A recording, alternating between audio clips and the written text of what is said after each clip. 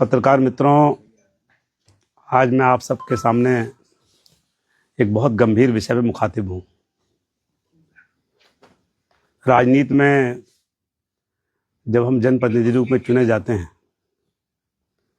तो लोकतंत्र की व्यवस्था में चाहे सदन हो, चाहे मीडिया हो और चाहे आम जनता हो या अधिकारी हो, वो जनप्रतिनिधियों की बात को प्रथम दृष्टया सत्य मानते हैं। ये परंपरा है इस देश की। लेकिन मुझे दुख हो रहा है कि जिस तरह के षड्यंत्र आजकल किए जा रहे हैं, उससे राजनीतिक लोगों पर लोगों का विश्वास धीरे धीरे कम होना शुरू हो जाएगा।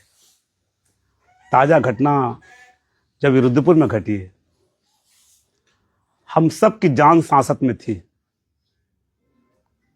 जिस दिन रुद्रपुर नगर निगम के पार्षद और हमारे किच्छा क्षेत्र के माननीय विधायक श्री तिलकराज बेहड़ जी के पुत्र सौरभ बेहड़ पर हमले की घटना सामने आई तो हम सब चिंतित भी हुए। और बाद में जब मैंने देखा कि उसमें पुलिस में जाकर रिपोर्ट करने की बजाय तुरंत उसमें खटीमा से लेकर और जसपुर तक के कांग्रेस के विधायकों और कार्यकर्ताओं और लोगों को बुलाना शुरू किया गया, और जिस तरीके से उसमें राजनीतिक विरोधियों पर, चाहे उनके दल के अंदर के विरोधी हों, चाहे दल के बाहर के हम जैसे भाजपा कार्यकर्ता हों, चाहे हमारे बैठे हैं पार्षद शर्मा जी हों, चाहे वो हमारे किसान मोर्चे के धीरज सिंह हों, उनका भाषण जो था माननीय विधायक जी का, वो सिर्फ हम लोगों पर इशारा था, इंगित था। आप अगर इसे पूरा सुने तो वो चाहते थे कि तत्काल हम लोगों को इसे मुलजिम बना दिया जाए। मैं इस बात से बड़ा हैरान हूं कि मेरे यहां हमला हो और मैं पुलिस में ना जाऊं, 3 दिन तक मुकदमा ना लिखाऊं, और इस बात के लिए पहले से कहना शुरू कर दूं कि पुलिस जिसे ढूंढेगी मैं उसे नहीं मानूंगा। आका चाहिए मुझे और आका को मैं खुद निपटाऊंगा, और मैं अपनी पुरानी फॉर्म में आ जाऊंगा। और इस तरह की नाना बातें, और पूरा आक्रोश पूरी कांग्रेस पार्टी प्रदेश की खड़ी हो गई आकर के। और आप लोगों ने देखा कि किस तरीके से सरकार को, अधिकारियों को और अपने राजनीतिक विरोधियों को, चाहे उनके दल के अंदर क्यों या दल के बाहर क्यों, फिर कह रहा हूं, उन्हें निपटाने का एक षड्यंत्र रचा गया। और आप देखें, शर्म आनी चाहिए कांग्रेस पार्टी को भी, और शर्म आनी चाहिए ऐसे नेताओं को भी जो अपने पुत्र को अंगरक्षक दिलाने के लिए, गनर दिलाने के लिए, और राजनीति में, किच्छा में, अपने विधानसभा क्षेत्र में सहानुभूति बटोरने के लिए, और अपने पॉलिटिकल विरोधियों को इस षड्यंत्र में फंसाकर उन्हें अपराधी बनाने के उद्देश्य से जो ये काम किया गया, मैं धन्यवाद करना चाहता हूं उधम सिंह नगर की पुलिस का। हालांकि अभी पुलिस इनके रसूख के आगे कहीं ना कहीं अभी मुझे लगता है कि ठीक से गहराई तक नहीं पहुंची है, कि उन्होंने मुलजिमों को सामने लाई। 3 मुलजिम ऐसे लाए गए जिनका कोई आपराधिक इतिहास नहीं है, और वो ये कहते हैं कि सौरभ बेहड़ ने हमसे कहा था। आप बताएं, जिनके पुत्र अपने पिता के कहे के बिना शादी ब्याह में नहीं जाते, किसी प्रेस से बात नहीं कर सकते, कोई काम नहीं कर सकते, वो लोग बिना पिता के परमिशन के इतना बड़ा काम कर देंगे? इतना बड़ा षड्यंत्र जो रचा गया, ये बिना पिताजी के रच दिया गया। और उसके बाद 3 दिन तक आपने देखा, जो लोग रिपोर्ट नहीं दिखा रहे थे, उन लोगों पर जब पुलिस का दबाव बना कि आप रिपोर्ट तो दीजिए, आप देखेंगे अपराधी, रिपोर्ट लिखाने वाला और षड्यंत्र करने वाला सब एक ही परिवार के लोग हैं। एक बेटा मुकदमा लिखा रहा, एक बेटा हमला करवा रहा, और पिता उस षड्यंत्र का हिस्सा। पूरा हमें ना कोई दलील भी हमारी, अपील भी हमारी, वकील भी हमारा।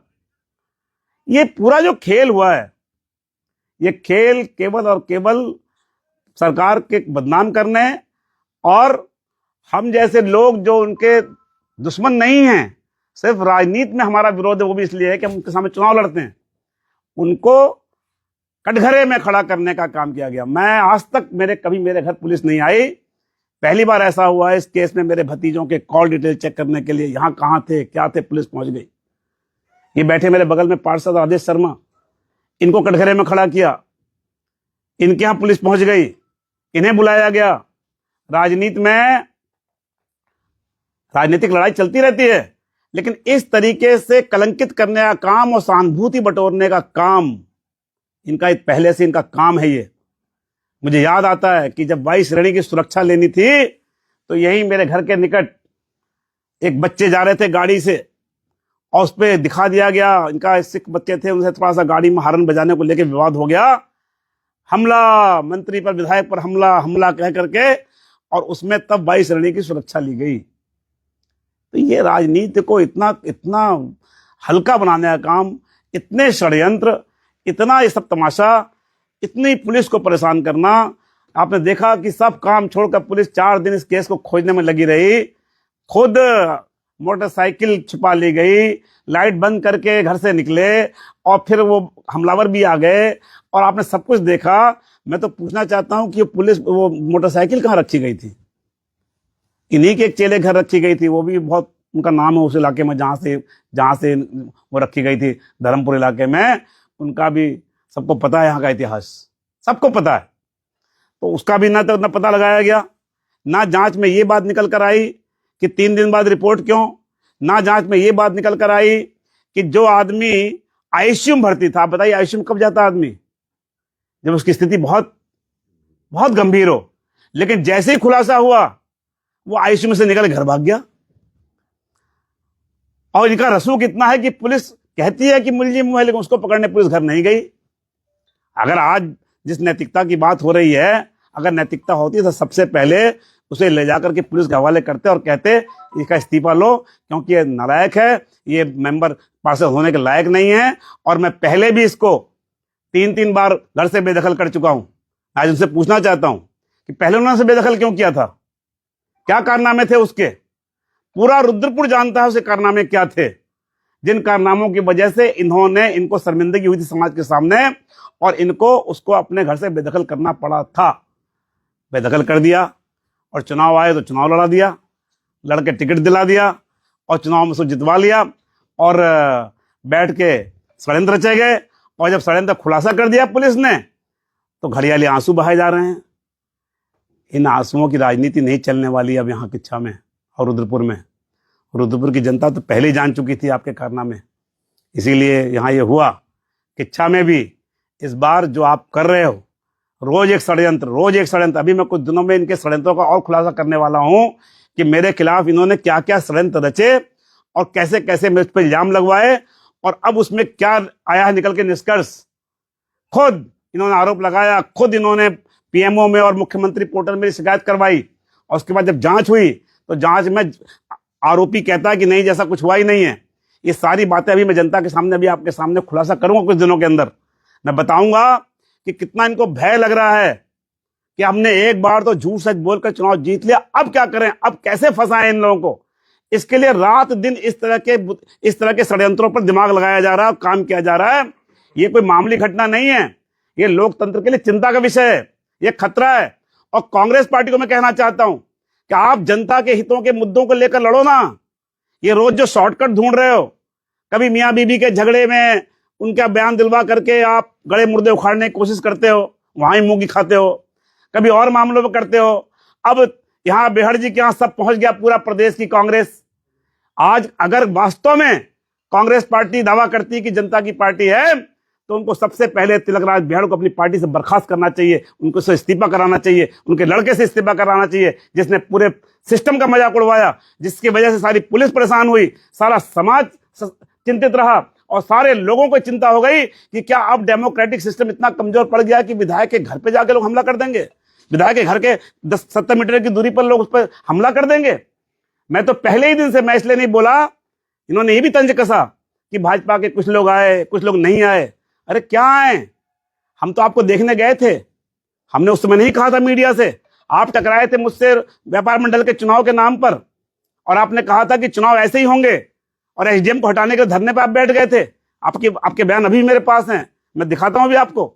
लेकिन जब उसमें इनका झूठ सामने आ गया और अब आंदोलन करने की वजह इनके पास नहीं बची 5 दिन, तो आपने देखा, पूरे प्रदेश ने देखा कैसे भाषण देते देते नीचे बैठ गए और लेट गए और आके अस्पताल में भर्ती हो गए।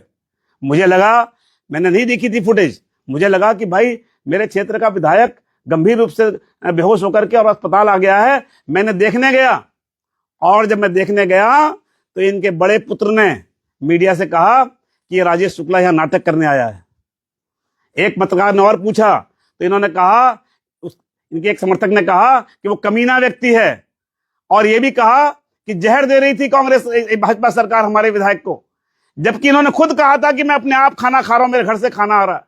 यानी हर बात को आप सरकार पे, हर बात को आप मुख्यमंत्री पे, हर बात को आपके अधिकारियों पर डालने का, उन्हें दबाव में लेने का, अपने रसूख के और अपने हिसाब से तय करने का। इसमें भी प्लानिंग ये थी कि ये तय करेंगे कि मुलजिम कौन है। अगर खुदा ना खास्ता अगर ये केस नहीं खुलता तो आज जानते हैं क्या होता, ये रोज 6 महीने तक अपने विरोधियों को ललकारते, सरकार को ललकारते, हम सबको कटघरे में खड़े करने का काम करते और जनता में ऐसा माहौल बनाते कि लोगों को लगता कि इस हमले में कहीं राजेश शुक्ला का तो हाथ नहीं था, इस हमले में राजेश शर्मा का तो हाथ नहीं था, इस हमले में जो उनके कांग्रेस के विरोधी हैं उनका हाथ तो नहीं था। इस तरीके का माहौल बनाकर इस पर राजनीतिक रोटियां सेकना चाह रहे थे। लेकिन भला हो कि ये केस खुला। लेकिन मैं फिर कह रहा हूं कि बेहड़ जी, आपने कहा था कि मैं केवल अपराधी नहीं चाहता, मैं आका चाहता हूं। आका कौन है? तो मैं आपके माध्यम से कहना चाहता हूं कि उनको अगर आका की तलाश है तो मेरी ओर से ये दर्पण उन्हें दिखाइएगा, ले जाकर भेंट करिएगा। जैसे ही इस शीशे को वो देखेंगे, उन्हें इस पूरे षड्यंत्र का आका मिल जाएगा, आका दिखाई दे जाएगा। ये मैं आज आपसे कहना चाहता हूं। अरे शुक्ला जी, कल बेहड़ जी ने प्रेस वार्ता की, उन्होंने कहा मुझे इसकी पूरी जानकारी नहीं थी, मुझे जानकारी होती है नहीं होती। और दूसरी बात, वो अस्पताल जिसमें एक ठीक ठाक आदमी 3 दिन तक आईसीयू में रहा है, वो कैसे रहा है? वो अस्पताल का डॉक्टर किसी को भी आईसीयू में भर्ती कर? सब जांच का विषय है कि जो आईसीयू बन के मरीज बन के बैठा था तुम्हारे अस्पताल में और केस का खुलासा होते ही वहां से भाग जाता है, इसका मतलब कि आईसीयू में रखने का उसको जो मेडिकल सर्टिफिकेट दिया गया होगा, इसकी भी जांच होनी चाहिए कि कहीं ये उनके रसूख के वजह से, विधायक के रसूख, मंत्री रहे हैं, 5 बार के विधायक हैं, वो कहते हैं, उससे वजह से तो नहीं हो रहा है। कहीं उनके रसूख के दबाव में ही तो पुलिस ने इस मामले को जिस तरीके से खोलना चाहिए था पूरी तरीके से नहीं खोल पाई। पुलिस चौकी और थाना उनके प्रभाव में आ गया। वरना जो उन 3 बच्चों को जो हाई स्कूल इंटर में पढ़ते हैं, जो 1500 रुपए के लिए कर रहे थे, उनको तो आप मुंह भर के ले आए। आप उसको क्यों नहीं लाए जो षड्यंत्रकारी है इसमें? क्यों नहीं लाए सामने मीडिया के, और क्यों नहीं सामने लाए सबके सामने? अच्छा, इस पूरे मामले में सरकार और भाजपा पूरे कटघरे में खड़ी हुई थी। अब खुलासा हुआ है, ना तो भाजपा का कोई जनप्रतिनिधि बोला है, अब तक 24 घंटे हो गए, राजेश शर्मा के अलावा किसी ने भी बयान नहीं दिया है कि घटना हुई है। जो भाजपा को घेरने की तैयारी चल रही थी, भाजपा के पार्षदों को, पूर्व विधायक को, अन्य लोगों को, उसको लेकर भाजपा का कोई बड़ा नेता अभी तक यहाँ नहीं बोला। हमारे प्रदेश अध्यक्ष ने बोला। आप कैसी बात कर रहे हैं? महेंद्र भट्ट जी ने अपने फेसबुक वॉल से लिखा है, अखबार में छपा हुआ है। उन्होंने कहा कि कांग्रेस पार्टी और ये विधायक हमारी सरकार को बदनाम करने के लिए इस तरह के षड्यंत्र रच रहे थे। आज एसएसपी ने जो खुलासा किया है उस पर कांग्रेस को शर्म आनी चाहिए, वो जवाब दे। ये महेंद्र भट्ट जी ने बोला है। और उससे बड़ा नेता कौन है प्रदेश में? वो प्रदेश के अध्यक्ष हैं। अब स्थानीय स्तर पे कोई बोला नहीं बोला, वो सब धीरे धीरे लोग, अभी तक तो लोग इसी में थे कि वास्तव हम लोग तो वास्तविक घटना मांगकर चल रहे थे। हमें क्या पता था कि इतना बड़ा षड्यंत्र भाजपा के विरुद्ध और हमारे विरुद्ध हो रहा है। आपको ध्यान नहीं आ रहा? हमारे रुद्रपुर के विधायक माननीय शिव अरोड़ा जी इनको देखने गए वहां, तो वहां इनके समर्थकों ने कहा ये मुस्कुरा रहा था, ऐसा हो रहा था, इस तरह की बातें कर रहे थे, तो मैं क्या जाता वहां? देखिए, किच्छा के लोग तो पछता रहे हैं। किच्छा के लोग देख रहे हैं 4 साल से केवल नौटंकी हो रही है, केवल सहानुभूति अर्जित करने के लिए रोज मिथ्या आरोप लगाए जाते हैं, रोज अपने को बेचारा बन करके और दिखाया जाता है कि मुझ पर मेरे समर्थकों में हमले हो रहे हैं। किसी भी झगड़े को, किसी भी बात को सीधे जोड़ दिया जाता है। ये इनकी फितरत है, इनकी आदत है, इनकी शुरुआत वैसे ही हुई है और वही करना चाहते हैं। मैं एक बात और कहना चाहता हूँ, वो कह रहे थे कि मैं अपनी फॉर्म में आ जाऊंगा। आपकी फॉर्म देख ली लोगों ने? यही तो आपकी फॉर्म, यही तो देखा आपने कि आपको जब लोगों को गियर में लेना होता है, जब अधिकारियों को दबाव में लेना होता है, तब आप कहते हो मैं शेर हूं तराई का, और जब आपकी चोरी पकड़ी जाती है तो आप लोमड़ी बन जाते हो, फिर आप मिमियाने लगते हो बकरी की तरह, फिर घड़ियाली आंसू बांधने लगते हो। तो ये ऐसे शेर मैंने नहीं देखे भाई। शेर तो चाहे कैसी भी स्थिति हो, शेर शेर रहता, लेकिन शेर कभी रोने लग जा रहा है, कभी दूसरों को सड़े में फंसा रहा है, लोमड़ी की तरफ अपने बयान बदल रहा है। ऐसे ऐसे शेर के लिए मैं क्या कहूं। आगामी विधानसभा चुनावों में इस घटनाक्रम का फायदा बीजेपी को मिलने वाला है? देखिए, फायदे नुकसान की बात है, चिंता की बात है कि राजनीति किधर जा रही है। राजनीतिक स्तर गिर रहा है। राजनीतिक स्तर गिर रहा है। आज कल को सही में किसी विधायक के परिवार के साथ कुछ गलत होगा तो कोई भी सरकार होगी, कोई प्रशासन होगा, उसका एक एंगल ये भी होगा कि कहीं ये षड्यंत्र के तहत तो नहीं कर रहे हैं। कितनी गंभीर विषय है ये, आप सोचें, कितनी गंभीर बात है ये कि विधायक जैसे जिम्मेदार पद पर बैठा हुआ व्यक्ति, और ऐसा भी नहीं कि नौसिखा विधायक हो, पहली बार जीत गया हो, जो अनुभवी आदमी हो, जो नेता उपनेता प्रतिपक्ष रहा हो, उसने इस घटना अगर वो इस षड्यंत्र में शामिल नहीं थे तो उन्होंने सबसे पहले रिपोर्ट क्यों दर्ज कराई? मैं पूछना चाहता हूं आपसे। 3 दिन रिपोर्ट क्यों रुकी रही, मैं जानना चाहता हूं। आप अज्ञात के खिलाफ लिखाते, आप कहते सब ये घटना घटी है, पुलिस पता लगाए कौन है, लेकिन आप चाहते थे कि जिन्हें आप फंसाना चाहो उनके नाम इसमें शामिल हों, इसलिए 3 दिन तक आपने रिपोर्ट दबा के रखी। और अब आपके आंसुओं से नहीं, जनता जान गई, इस पूरे क्षेत्र की, रुद्रपुर जान गया था, आप किच्छा और देहात भी जान गया, और पूरा प्रदेश जान गया। आज थू थू हो रही है कांग्रेस के ऊपर। कांग्रेस में जरा भी शर्म हो, अगर कांग्रेस के नेशनल लेवल से इस मामले की आलोचना की गई है उनके फेस वॉल से, तो फिर उनकी जिम्मेदारी बनती है कि वो ऐसे आदमी को पार्टी से निकालकर बाहर करें, उसका पद से इस्तीफा लें, उसके बेटे से इस्तीफा लें, ताकि उनके ऊपर जनता भविष्य में विश्वास कर सके। वरना यह माना जाएगा कि कांग्रेस पार्टी सिर्फ भाजपा की सरकार को बदनाम करने के लिए, अधिकारियों को दबाव में लेकर के गलत काम कराने के लिए, अधिकारियों का मनोबल गिराने के लिए, और इस मुख्यमंत्री को, इस सरकार को डिफेम करने के लिए और अपने विरोधियों को निपटाने के लिए इस तरह के काम कांग्रेस के एमएलए और कांग्रेस के नेतागण कर रहे हैं। अच्छा, इस घटना के 2 मुख्य पक्ष हैं, एक हमला कराने वाला और हमला कराने वाला। उनके खिलाफ कार्रवाई से जो ऐसा लग रहा है कुछ कार्रवाई हुई नहीं। सर, रसूख है विधायक का, भाई विधायक का रसूख तो होता ही है। आप देखो ना, मुकदमा लिखाने वाला भी एक बेटा, अपराध करने वाला दूसरा बेटा, और माफी मांगने वाला बाप। अरे आप क्यों माफी मांग रहे हो भाई? जब आपने गलती नहीं करी तो आप क्यों रोने लग गए? आपने क्यों कहा मेरे कर्मों की सजा मुझे मिल रही है? आपको मीडिया को बताने चाहिए। जब आपको अपराध बोध हो रहा है कि आपके कर्मों की सजा आपको मिली है, तो आपको मीडिया को बताना चाहिए कि आपने ऐसे कौन से कर्म किए थे जिसका आज आपको अपराध बोध हो रहा है। बताना चाहिए लोगों को। मैं बड़ी विनम्रता से आज कह रहा हूं, इन्हें लोगों को बताना चाहिए कि भाई मैंने ये अपराध किए, ये जुर्म किए, ये पाप किया जिसकी सजा आज मुझे मिल रही है। वरना ये तो माना जाएगा कि आपसी खेल था, तू षड्यंत्र कर ले, तू ऐसे कर ले, उसको बुला ले, ऐसे कर ले, और खुद ही पकड़ा जा, खुद ही मर जा, खुद ही मुद्दा बन जाए कि हम पर हमला हुआ, जानलेवा। 6-8 सेकंड में हमला हुआ सर। पता नहीं कौन सा हमला था ये, 8 सेकंड में। आज तक हमने देखा नहीं था। फिदाइन हमले भी होते हैं तो 1-2 मिनट लग जाते हैं उसमें, लेकिन 8 सेकंड में हमला हुआ, और ना कोई खून की बूंद बही, ना कोई कुछ हुआ, ना कोई गोली चली, ना कोई तलवार चली, ना कोई लाठी चला, ना कोई डंडा चला, और हम सब की मुसीबत जान में आ गई। मेरे घर आज तक पिताजी मेरे स्वतंत्रता सेनानी थे, हम लोग इतने समय राजनीति कर रहे हैं, पुलिस नहीं आई थी, मेरे घर पुलिस पहुंच गई फोन चेक करने। कितना अपमान मैंने महसूस किया होगा। तो आप क्या राजनीति को कहाँ ले जाना चाहते हैं? हम तो आपसे हारे हैं और जीते भी हैं अपने 2-2 बार, और 3-3 बार हारे भी हैं, लेकिन हमने तो कभी अपने विरोधियों को इस तरह से फंसाने का, षड्यंत्र रचने का, अपने परिवार पे झूठ में हमला करा के उनको फंसाने की रणनीति कभी नहीं बनाई। मैं फिर कह रहा हूं कि अगर इतना खुलासा नहीं करती पुलिस, तो अभी 6 महीने तक, साथ जब तक चुनाव नहीं होते तब तक हम ही इस निशाने पर रहते, हर भाषण में हम ही लोग रहते घेरे में।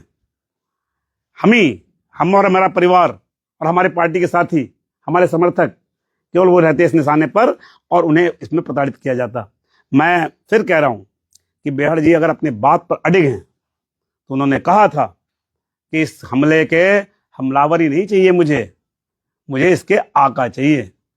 मैं भी आज उनकी बात का इस रूप में समर्थन करता हूं कि हमलावर तो मिल गए, लेकिन इस षड्यंत्र को रचने और रचवाने वाला जो आका था, उसका पर्दाफाश होना चाहिए।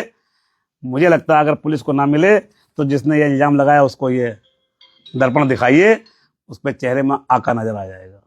बस इतना कहना चाहता हूं। अच्छा, इस पूरे मामले में सबसे ज्यादा निशाने पर कहीं थे तो राजेश शर्मा जी थे। राजेश शर्मा जी बैठे। शर्मा जी क्या कुछ कहेंगे पर्दाफाश हो गए, आप कहीं ना कहीं बच गए। सबसे बड़ा निशाना आपकी तरफ था कि आप इस घटना के सूत्रधार।